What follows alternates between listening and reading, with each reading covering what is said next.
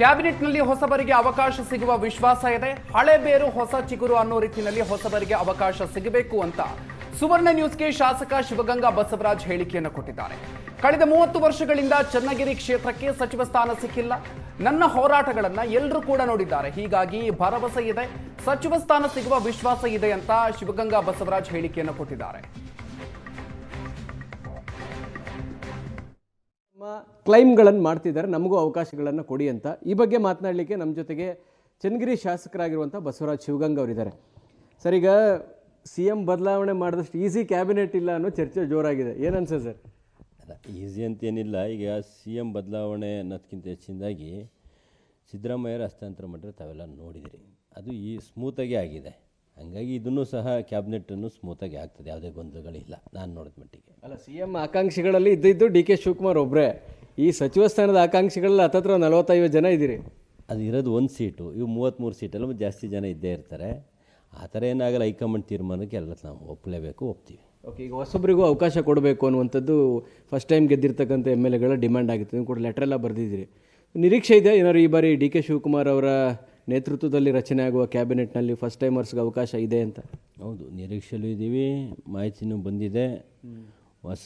ನಾನು ಹೇಳ್ತಿದ್ದೆ, ಹಳೆ ಬೇರು ಹೊಸ ಚಿಗುರು, ಆ ನಿಟ್ಟಿನಲ್ಲಿ ಸರ್ಕಾರ ನಡೆದ್ರೆ ಉತ್ತಮ ಆಗ್ತದೆ ಅಂತ. ಅದೇ ನಿಟ್ಟಿನಲ್ಲಿ ಇವತ್ತು ಹೈಕಮಾಂಡ್ ಸಹ ಸುಮಾರು 5ರಿಂದ 8 ಜನ ಕೊಡಬೇಕು ಅನ್ನೋ ತೀರ್ಮಾನ ಆಗಿದೆ ಅನ್ನೋ ಮಾಹಿತಿ ಬಲ ಮೂಲಕ ಬಂದಿದೆ.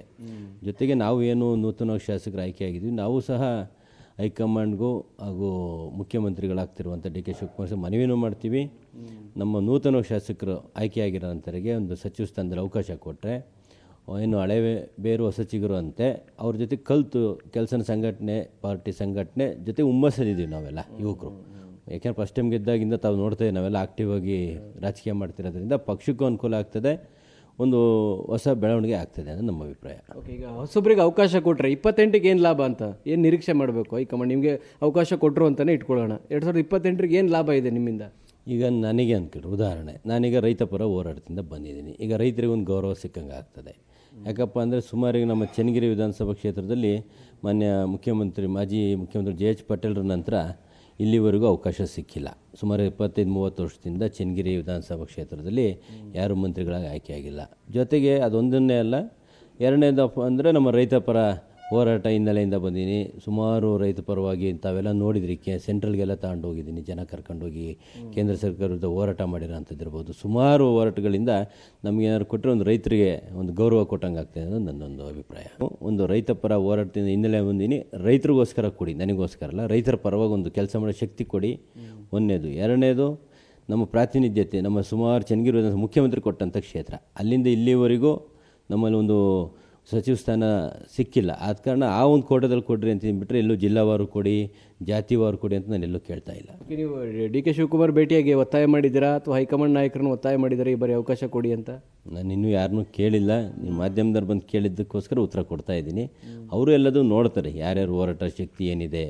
ರೈತರ ಪರವಾಗಿ ನಮ್ಮ ಪಕ್ಷ 2023 ಬರೋಕ್ಕಿಂತ ಮುಂಚೆ ನಾನೇನು ಕೆಲಸ ಮಾಡಿದ್ದೀನಿ, ಸುಮಾರು 100 ಬಸ್ಗಳು ತಗೊಂಡು ಹೋರಾಟಕ್ಕೆ ಬಂದಿರೋಂಥ ಶಕ್ತಿ ಎಲ್ಲದೂ ಅವ್ರು ನೋಡ್ತಾ ಇದ್ದಾರೆ. ಅದೊಂದು ಹಿನ್ನೆಲೆಯಲ್ಲಿ ಸಿಗುತ್ತೆ ಅನ್ನೋ ಒಂದು ಭಾವನೆಯಲ್ಲಿದ್ದೀನಿ.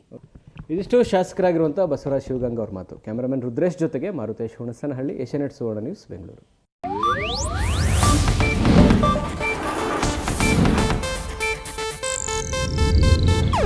ಇದು ಏಷ್ಯಾನೆಟ್ ನ್ಯೂಸ್ ನೆಟ್ವರ್ಕ್ ಪ್ರಸ್ತುತಿ.